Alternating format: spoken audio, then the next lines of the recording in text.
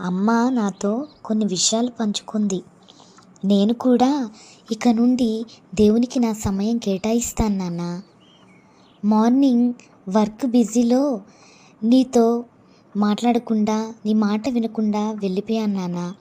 దయతో నన్ను క్షమించండి నాన్న. పర్వాలేదమ్మా బ్లెస్సీ. నువ్వు దేవునితో సహవాసం చేయడమే మాకు సంతోషం అమ్మా.